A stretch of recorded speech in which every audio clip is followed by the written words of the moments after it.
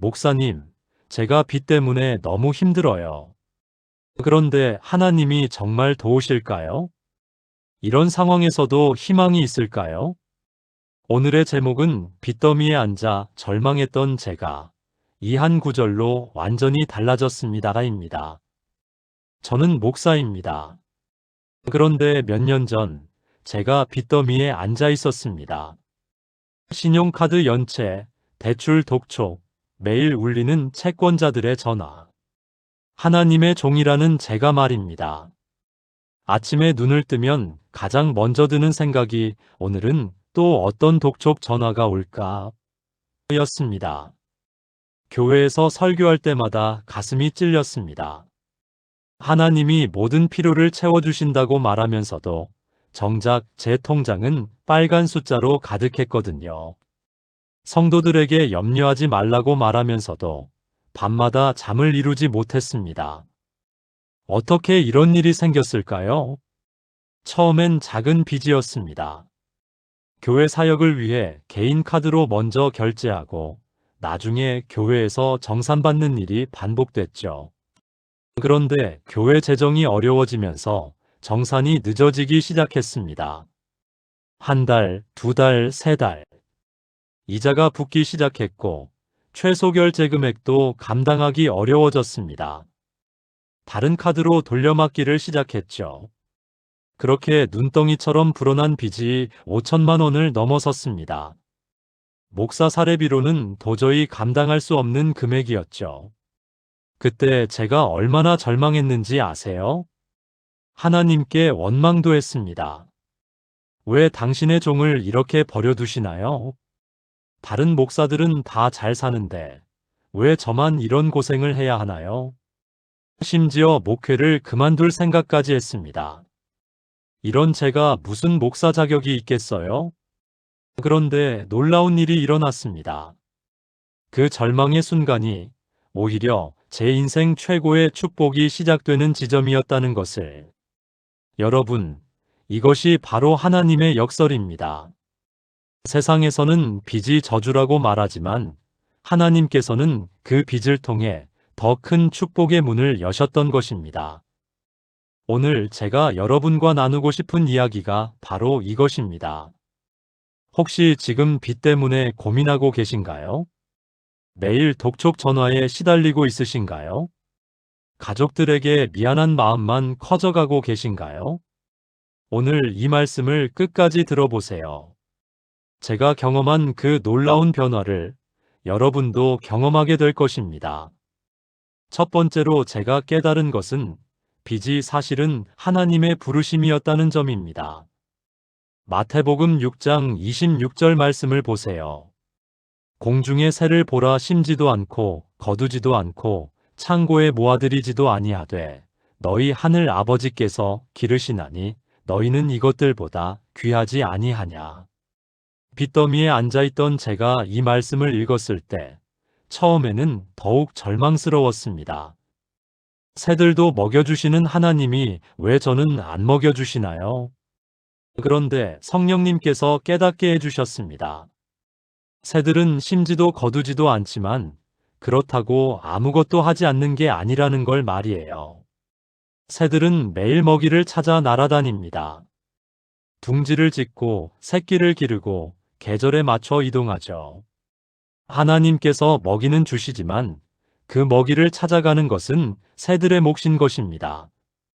제가 빚더미에 앉아 있었던 이유가 무엇인지 아세요?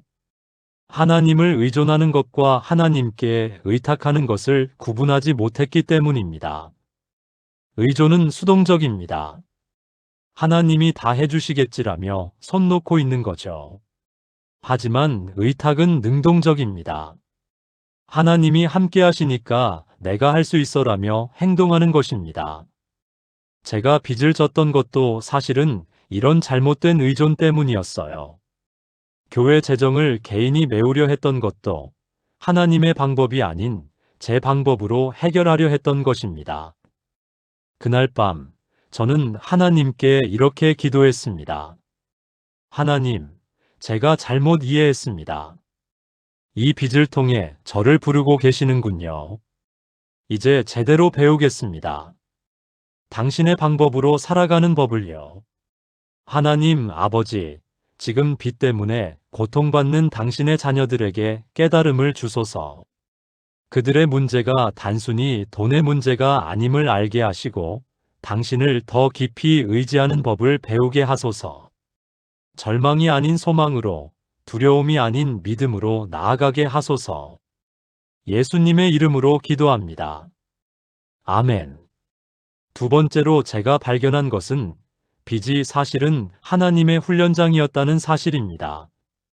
잠언 22장 7절에서 부자는 가난한 자를 주관하고 빚진 자는 채주의 종이 되느니라고 말씀하고 있습니다. 이 말씀을 읽으면서 저는 충격을 받았습니다. 제가 채주들의 종이 되어 있었던 것입니다. 매일 그들의 전화에 떨고 그들의 눈치를 보며 살아가고 있었으니까요. 하지만 하나님은 이 상황을 통해 저에게 진짜 자유가 무엇인지 가르치려 하셨던 것 같아요. 진짜 자유는 돈이 많은 것이 아니라 돈에 매이지 않는 것이었습니다. 진짜 자유는 빚이 없는 것이 아니라 빚이 있어도 하나님을 신뢰하는 것이었어요. 그래서 저는 빚을 갚기 위한 구체적인 계획을 세우기 시작했습니다. 첫 번째로 한 것은 모든 빚을 정확히 파악하는 일이었어요. 얼마나 무서웠는지 아세요?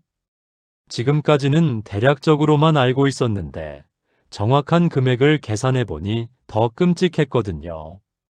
하지만 그때 깨달았습니다. 문제를 정확히 아는 것이 해결의 첫걸음이라는 것을요. 두 번째로 한 것은 가계부를 쓰기 시작한 것입니다. 목사님이 가계부를 쓴다니 처음에는 자존심이 상했어요. 하지만 하나님께서 주신 모든 것을 청지기로서 관리해야 한다는 마음으로 시작했습니다. 놀라운 일이 일어났어요. 돈이 어디로 새어나가는지 보이기 시작한 것입니다. 커피 한 잔, 택시비, 불필요한 식사. 작은 것들이 모여서 큰 구멍을 만들고 있었던 것이죠. 세 번째로 시작한 것은 부업이었습니다. 목사가 부업을 한다고 처음에는 주변에서 말이 많았어요. 하지만 바울도 장막을 만들며 자비량 사역을 했잖아요. 저는 온라인 강의를 만들기 시작했습니다. 성경 공부, 설교 준비법, 목회 상담 등 제가 가진 지식을 나누는 강의였어요. 처음에는 한 달에 몇만 원도 안 되었지만 점점 늘어나기 시작했습니다. 하나님께서 제 달란트를 통해 길을 열어주시는 것이 보였어요. 무엇보다도 이 과정에서 제가 배운 것은 절제였습니다. 빚을 갚기 위해서는 소비를 줄여야 했거든요. 외식을 줄이고 불필요한 물건 구입을 중단하고 모든 지출을 하나님께 기도하며 결정했습니다. 그런데 이상한 일이 일어났어요. 물질적으로는 줄어들었는데 마음은 더 풍요로워진 것입니다. 하나님 아버지, 빚으로 고생하는 당신의 자녀들이 이 훈련의 의미를 깨닫게 하소서. 고난이 징계가 아닌 훈련임을 알게 하시고 이 과정을 통해 더 성숙한 신앙인으로 자라가게 하소서. 절제와 지혜를 주시어 하나님의 방법으로 문제를 해결해 가게 하소서. 예수님의 이름으로 기도합니다. 아멘. 세 번째로 깨달은 것은 빚이 저를 더 깊은 기도의 세계로 인도했다는 점입니다. 빌립보서 4장 19절 말씀입니다. 나의 하나님이 그리스도 예수 안에서 영광 가운데 그 풍성한 대로 너희 모든 쓸 것을 채우시리라. 이 말씀을 수백 번도 넘게 읽었을 것입니다. 하지만 빚더미에 앉아 있을 때 읽는 이 말씀은 완전히 달랐어요. 단순한 위로가 아니라 생존의 밧줄 같았습니다. 매일 새벽 4시에 일어나서 기도하기 시작했어요. 처음에는 하나님, 빚 좀 갚게 해주세요 라는 단순한 기도였습니다. 하지만 시간이 지나면서 기도의 내용이 바뀌기 시작했어요. 하나님, 이 상황을 통해 저에게 무엇을 가르치려 하시나요? 어떻게 하면 더 지혜롭게 살 수 있을까요? 제가 변해야 할 부분이 무엇인가요? 그러자 하나님께서 하나씩 보여주시기 시작했습니다. 제가 얼마나 교만했는지를요. 목사라는 이유로 경제관념 없이 살았던 것, 하나님의 공급하심을 당연하게 여겼던 것, 계획 없이 즉흥적으로 살았던 것들이 모두 보이기 시작했어요. 기도 시간이 길어질수록 신기한 일들이 일어났습니다. 예상치 못한 곳에서 돈이 들어오기 시작한 것입니다. 옛날에 빌려준 돈을 잊고 있었는데 갑자기 연락이 와서 갚겠다고 하는 일도 있었고요. 몇 년 전에 했던 강의료가 뒤늦게 들어오는 일도 있었습니다. 처음에는 우연이라고 생각했어요. 하지만 이런 일들이 계속 반복되자 깨달았습니다. 이것이 바로 하나님의 공급하심이구나. 하지만 가장 큰 변화는 제 마음이었어요. 예전에는 돈 걱정에 잠을 못 잤는데, 이제는 하나님이 반드시 길을 열어주실 것이라는 확신이 생겼거든요. 매일 아침 일어나서 오늘은 하나님이 어떤 방법으로 저를 도우실까 하는 기대감으로 하루를 시작하게 되었어요. 기도하면서 깨달은 또 다른 것은 감사의 힘이었습니다. 빚이 있어도 감사할 일들이 너무 많더라고요. 건강, 가족, 섬길 교회, 하나님의 사랑. 이런 것들에 감사하기 시작하니까 빚이 그렇게 큰 문제로 느껴지지 않았어요. 물론 현실적으로는 여전히 어려웠지만 마음은 평강이 있었습니다. 하나님 아버지, 어려운 상황에 있는 당신의 자녀들이 기도의 능력을 경험하게 하소서. 문제만 보는 것이 아니라 문제 너머에 계신 하나님을 바라보게 하시고 감사와 기대로 매일을 살아가게 하소서. 기도를 통해 하나님의 살아계심을 체험하게 하소서. 예수님의 이름으로 기도합니다. 아멘. 네 번째로 발견한 놀라운 사실은 빚이 저를 진정한 나눔의 삶으로 인도했다는 점입니다. 누가복음 6장 38절 말씀을 보겠습니다. 주라 그리하면 너희에게 줄 것이니 곧 후히 되어 흔들어 넘치도록 하여 너희에게 안겨주리라. 너희가 헤아리는 그 헤아림으로 너희도 헤아림을 받을 것이니라. 빚이 있는 상황에서 나누라고요? 처음에 이 말씀을 읽었을 때 이해가 안 되었어요. 지금 받을 돈도 없는데 무슨 나눔이요? 하지만 성령님께서 깨닫게 해주셨습니다. 나눔은 돈이 많을 때 하는 것이 아니라 하나님을 믿을 때 하는 것이라는 걸요. 그래서 저는 빚이 있는 상황에서도 11조를 계속했습니다. 주변에서는 미쳤다고 했어요. 빚도 못 갚으면서 무슨 11조냐고 말이죠. 하지만 저는 확신이 있었어요. 하나님의 원칙을 따를 때 하나님의 축복이 임한다는 확신 말입니다. 정말 놀라운 일이 일어났어요. 11조를 드릴 때마다 그 다음 주에는 예상치 못한 수입이 생기는 거예요. 누군가 갑자기 강의를 요청한다든지 원고 청탁이 들어온다든지 마치 하나님께서 네가 나를 믿고 드렸으니 내가 너에게 주겠다고 말씀하시는 것 같았어요. 그뿐만 아니라 다른 방법으로도 나누기 시작했습니다. 돈은 없어도 시간은 있었거든요. 어려운 일에 처한 성도들을 상담해주고 병원에 입원한 분들을 문병하고 젊은 목사들에게 목회 상담을 해주었어요. 이런 섬김을 통해 제가 받은 것이 얼마나 많은지 모릅니다. 사람들이 제게 고마워하면서 진심으로 기도해 주었어요. 목사님 때문에 큰 힘이 되었습니다. 목사님도 어려운 일 있으면 하나님이 꼭 도와주실 거예요. 이런 기도들이 쌓이고 쌓여서 저를 붙들어 주었던 것 같아요. 또한 제 경험을 나누기 시작했습니다. 빚 때문에 고생하는 다른 목사님들과 성도들을 만날 때마다 제 이야기를 들려주었어요. 저도 그런 경험이 있어요. 그런데 하나님이 이렇게 도우셨어요. 그러면 그분들의 얼굴이 밝아지는 게 보였어요. 절망했던 사람이 희망을 품게 되는 순간이었죠. 이것도 나눔이었습니다. 제 아픔과 상처, 그리고 그것을 통해 얻은 지혜를 나누는 것 말이에요. 나중에 알게 된 사실인데 제 이야기를 듣고 다시 일어선 분들이 정말 많았어요. 어떤 분은 자영업을 새로 시작해서 성공했고, 어떤 분은 이혼 위기에서 가정을 회복했고, 어떤 분은 우울증에서 완전히 나았다고 하더라고요. 그때 깨달았습니다. 하나님께서 제게 빚이라는 시련을 주신 이유 중 하나가 바로 이것이구나. 다른 사람들을 돕기 위해서였구나. 하나님 아버지, 어려운 상황에서도 나눔의 마음을 주소서. 받는 것보다 주는 것이 복되다는 말씀을 경험하게 하시고, 물질이 아닌 사랑으로도 얼마든지 나눌 수 있음을 깨닫게 하소서. 나눔을 통해 더 큰 축복의 통로가 되게 하소서. 예수님의 이름으로 기도합니다. 아멘. 다섯 번째로 경험한 것은 빚이 제게 진정한 청지기 정신을 가르쳐 주었다는 점입니다. 마태복음 25장 21절 말씀입니다. 그 주인이 이르되 잘하였도다 착하고 충성된 종아 네가 적은 일에 충성하였음에 내가 많은 것을 내게 맡기리니 내 주인의 즐거움에 참여할지어다. 빚을 지기 전까지는 돈에 대해 깊이 생각해 본 적이 없었어요.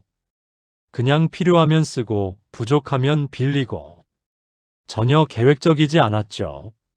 하지만 빚 때문에 매일 가계부를 쓰게 되면서 돈의 흐름이 보이기 시작했어요.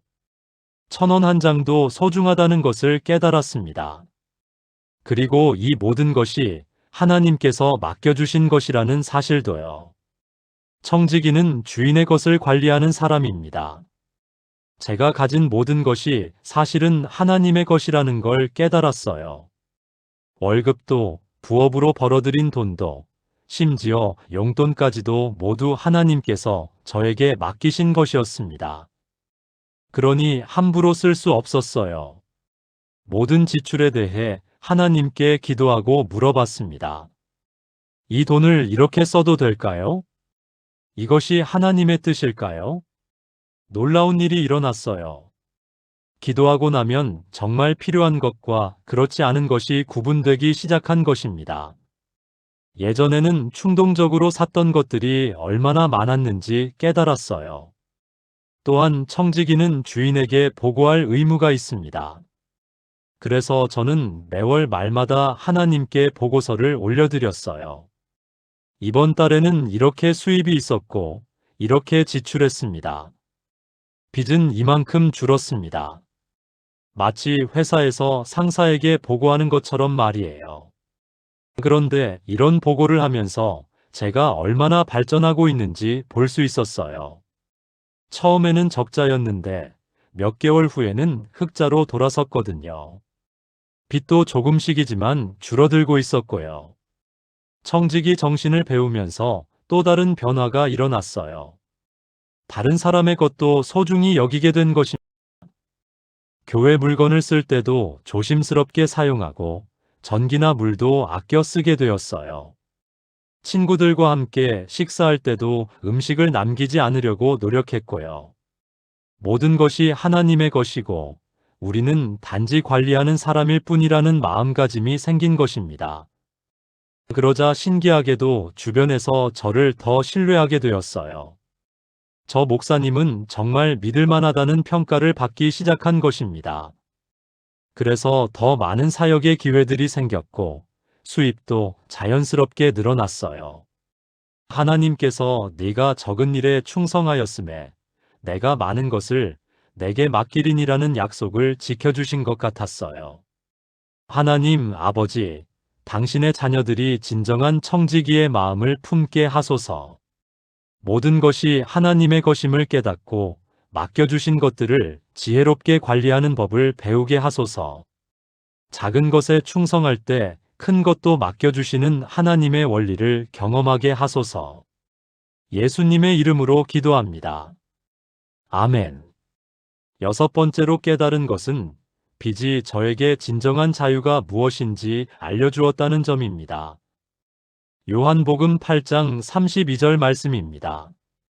진리를 알지니 진리가 너희를 자유롭게 하리라. 빚이 있을 때는 자유가 없다고 생각했어요. 매일 독촉에 시달리고 하고 싶은 일도 못하고 가고 싶은 곳도 못 가고. 그런데 빚을 갚아가는 과정에서 놀라운 사실을 발견했습니다. 진정한 자유는 돈에 많고 적음에 있는 게 아니라 하나님과의 관계에 있다는 것을요. 빚이 많을 때도 하나님을 신뢰하면 마음에 평안이 있었고, 돈이 좀 생겨도 하나님을 잊으면 불안했거든요. 자유의 핵심은 의존의 대상이 무엇인가였습니다. 돈에 의존하면 돈의 노예가 되고, 하나님께 의존하면 하나님의 자녀가 되는 것이었어요. 빚 갚는 과정에서 제가 경험한 진정한 자유는 이런 것들이었어요. 첫째, 남과 비교하지 않는 자유였습니다. 예전에는 다른 목사님들과 비교하며 열등감에 시달렸어요. 저분은 집도 크고 차도 좋고. 하지만 빚 때문에 고생하면서 깨달았어요. 남의 것을 부러워할 시간에 제가 가진 것에 감사하는 게 더 중요하다는 것을요. 둘째, 체면을 버리는 자유였습니다. 목사라는 체면 때문에 숨기고 싶었던 것들을 솔직하게 드러내게 되었어요. 저도 어렵게 살고 있어요. 저도 실수하고 넘어질 때가 있어요. 이렇게 말할 수 있게 되니까 오히려 사람들이 더 친근하게 다가왔어요. 셋째, 미래에 대한 두려움에서 벗어나는 자유였습니다. 예전에는 앞으로 어떻게 살지 하는 걱정으로 잠을 못 잤어요. 하지만 하루하루 하나님의 도우심을 경험하면서 확신이 생겼어요. 오늘까지 도우신 하나님이 내일도 도우실 거야. 넷째, 진정한 만족을 아는 자유였습니다. 돈이 많지 않아도 행복할 수 있다는 것을 배웠어요. 가족과 함께하는 시간, 하나님과의 교제, 성도들과의 사귐. 이런 것들이 돈으로 살 수 없는 진짜 행복이라는 걸 깨달았거든요. 다섯째, 하나님의 공급하심에 대한 확신의 자유였습니다. 매일매일 하나님이 필요한 것을 채워주시는 것을 경험하니까 미래에 대한 불안이 사라졌어요. 하나님이 살아계시니까 괜찮아. 이런 확신이 마음 깊은 곳에 자리 잡았어요. 이런 자유들을 경험하면서 깨달았습니다. 세상에서 말하는 자유와 하나님이 주시는 자유는 완전히 다르다는 것을요. 세상의 자유는 돈이 많아야 얻을 수 있지만 하나님의 자유는 믿음이 있으면 지금 당장 누릴 수 있어요. 빚이 있어도 어려운 상황에서도 하나님을 믿는 순간 그 자유가 시작되는 것입니다. 하나님 아버지, 어려운 상황에 있는 당신의 자녀들에게 진정한 자유를 경험하게 하소서. 돈이나 환경에 매이지 않고 오직 하나님만을 의지하는 자유를 주시고 그 안에서 진정한 평안과 기쁨을 누리게 하소서. 하나님의 자녀로서의 신분에서 오는 자유를 만끽하게 하소서. 예수님의 이름으로 기도합니다. 아멘. 일곱 번째이자 마지막으로 빚을 통해 제가 경험한 가장 놀라운 일은 하나님의 완전한 회복을 체험한 것입니다. 요엘 2장 25절 말씀을 보겠습니다. 내가 전에 너희에게 보낸 큰 군대 곧 메뚜기와 늘보와 황충과 팥중이가 먹은 횟수를 내가 너희에게 갚아주리니. 이 말씀이 저에게는 너무나 생생한 약속이었어요. 빚이라는 메뚜기 떼가 제 삶을 다 갉아먹었다고 생각했는데 하나님께서 그 모든 것을 회복해 주시겠다고 약속하신 것입니다. 정말로 놀라운 회복이 시작되었어요. 먼저 경제적인 회복이 일어났습니다. 2년 반 만에 5천만 원의 빚을 모두 갚게 되었어요. 어떻게 가능했을까요? 하나님께서 여러 가지 방법으로 도우셨거든요. 온라인 강의 수익이 점점 늘어났고, 책을 쓸 기회가 생겼고, 외부 강의 요청도 많아졌어요. 하지만 가장 큰 도움은 지출을 줄인 것이었어요. 예전에는 한 달에 300만 원을 썼는데 150만 원으로 줄였거든요. 그러니까 실질적으로는 150만 원의 수입이 늘어난 것과 같았죠. 둘째로 관계의 회복이 일어났습니다. 빚 때문에 스트레스를 받다 보니 가족들에게 짜증을 많이 냈었거든요. 특히 아내에게 미안한 마음이 컸어요. 하지만 하나님의 은혜로 빚을 갚아가면서 마음에 여유가 생기니까 가족 관계도 회복되었어요. 이제는 아내와 함께 가계부도 쓰고 미래 계획도 세우고 서로를 더 이해하게 되었어요. 아이들에게도 더 좋은 아빠가 될 수 있었고요. 셋째로 사역의 회복이 일어났습니다. 빚 때문에 위축되어 있던 사역이 다시 활발해졌어요. 특히 경제적으로 어려운 성도들을 돕는 사역이 늘어났어요. 제 경험을 바탕으로 실제적인 도움을 줄 수 있었거든요. 가계부 쓰는 법, 부업 찾는 법, 절약하는 법 등을 가르쳐 주면서 많은 분들이 경제적 자유를 누리게 되었어요. 그런 모습을 보면서 제가 겪었던 고생이 헛되지 않았다는 것을 느꼈어요. 넷째로 믿음의 회복이 일어났습니다. 빚 때문에 하나님을 원망했던 적도 있었는데, 이제는 그 모든 과정이 하나님의 사랑이었다는 것을 깨달았어요. 하나님께서 저를 더 성숙한 신앙인으로 만드시기 위해 허락하신 훈련이었던 것이죠. 이제 어떤 어려움이 와도 하나님이 반드시 길을 열어주실 거야라는 확신이 있어요. 다섯째로 건강의 회복이 일어났습니다. 빚 때문에 스트레스를 많이 받아서 몸이 많이 안 좋았었는데 빚을 다 갚고 나니까 몸도 건강해졌어요. 잠도 잘 오고 소화도 잘 되고 머리도 맑아졌어요. 마음의 평안이 몸의 건강으로도 이어진 것 같아요. 하지만 가장 큰 회복은 소명의 회복이었습니다.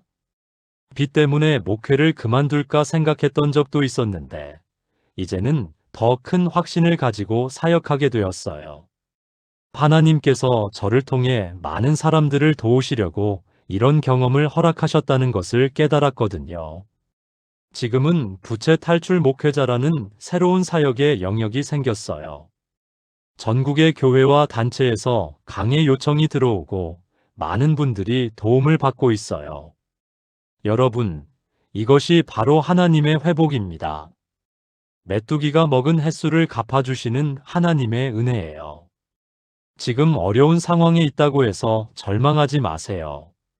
하나님은 여러분의 상황을 회복하실 뿐만 아니라 그것을 통해 더 큰 축복의 통로로 사용하실 거예요. 하나님 아버지, 지금 절망 가운데 있는 당신의 자녀들에게 소망을 주소서. 메뚜기가 먹은 횟수를 갚아주시는 하나님의 약속을 믿게 하시고 완전한 회복을 경험하게 하소서. 어려움이 축복의 씨앗이 되고 상처가 치유의 도구가 되게 하소서. 예수님의 이름으로 기도합니다. 아멘. 사랑하는 여러분, 지금까지 제가 빚더미에서 경험한 하나님의 놀라운 역사를 나누어 드렸습니다. 혹시 지금 경제적으로 어려운 상황에 있으신가요? 빚 때문에 잠을 못 이루고 계신가요? 미래가 막막하게 느껴지시나요? 제가 오늘 여러분께 꼭 전하고 싶은 메시지가 있습니다. 여러분의 현재 상황이 끝이 아니라는 것입니다. 하나님은 여러분을 포기하지 않으셨어요. 오히려 이 어려움을 통해 더 큰 계획을 준비하고 계십니다. 저에게 빚은 저주가 아니라 축복의 시작이었어요. 그 과정을 통해 진정한 믿음을, 진정한 자유를, 진정한 감사를 배웠거든요. 무엇보다 하나님이 살아계시다는 것을 생생하게 체험했습니다. 여러분도 꼭 기억하세요. 하나님의 시간표는 우리의 시간표와 다릅니다. 우리는 빨리빨리 해결되기를 원하지만 하나님은 우리를 훈련시키시면서 천천히 인도해 주세요. 그 과정에서 우리는 더 성숙해지고, 더 지혜로워지고, 더 하나님을 닮아가게 됩니다. 지금 당장 시작할 수 있는 일들이 있어요. 첫째, 정확한 현실 파악을 하세요. 빚이 얼마나 되는지, 수입과 지출이 어떻게 되는지 정확히 알아보세요. 둘째, 매일 가계부를 쓰기 시작하세요. 작은 돈의 움직임까지 파악하는 것이 중요해요.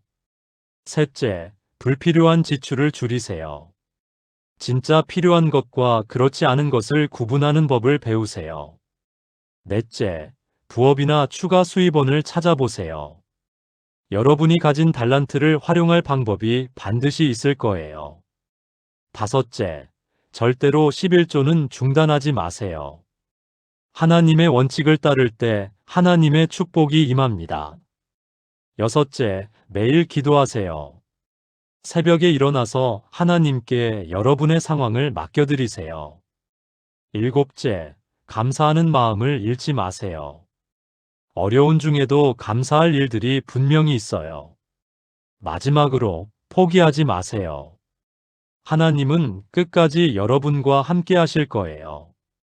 제가 2년 반 만에 5천만 원의 빚을 갚을 수 있었던 것처럼 여러분도 반드시 이겨낼 수 있습니다. 그리고 언젠가는 저처럼 간증할 날이 올 거예요. 그 어려움이 사실은 하나님의 축복이었다고 말할 수 있는 날 말이에요. 지금 이 순간부터 새로운 시작이에요. 절망 대신 소망을, 두려움 대신 믿음을, 원망 대신 감사를 선택하세요. 하나님이 여러분과 함께 하십니다. 여러분을 사랑하시고 여러분의 미래를 준비하고 계십니다. 오늘 하루도 하나님의 은혜 안에서 승리하시기를 축복합니다. 하나님께서 여러분 모두를 축복하시고 인도하시기를 예수님의 이름으로 축복합니다. 아멘. 전능하신 하나님 아버지, 오늘 이 말씀을 듣는 모든 분들을 축복해 주옵소서. 지금 경제적으로 어려운 상황에 있는 당신의 자녀들에게 소망과 용기를 주시옵소서. 절망의 터널을 지나고 있는 분들에게 빛을 보여주시고 포기하고 싶은 마음이 들 때마다 당신의 사랑을 느끼게 하여 주옵소서. 하나님, 당신은 우리의 필요를 아시는 분이십니다. 우리보다 먼저 우리의 상황을 보시고 이미 해결책을 준비해 놓으신 분이십니다. 그러니 이 시간 듣는 모든 분들이 당신의 공급하심을 경험하게 하여 주옵소서. 예상치 못한 곳에서 도움이 오게 하시고 막힌 길이 뚫리게 하시며 새로운 기회들이 열리게 하여 주옵소서. 무엇보다 이 어려움을 통해 당신을 더 깊이 의지하는 법을 배우게 하시고 진정한 믿음이 무엇인지 깨닫게 하여 주옵소서. 빚이 저주가 아니라 축복의 통로가 될 수 있음을 보여주시고 이 모든 과정을 통해 더 성숙한 그리스도인으로 자라가게 하여 주옵소서. 또한 회복의 하나님이신 당신께서 메뚜기가 먹은 횟수를 갚아주시는 은혜를 베풀어 주옵소서. 잃어버린 것들을 되찾게 하시고 상한 관계들을 회복시켜 주시며 꺾인 마음을 치유하여 주옵소서. 그리하여 이 땅의 많은 사람들에게 소망을 전하는 증인들이 되게 하여 주옵소서. 주 예수 그리스도의 이름으로 간절히 기도드립니다. 아멘.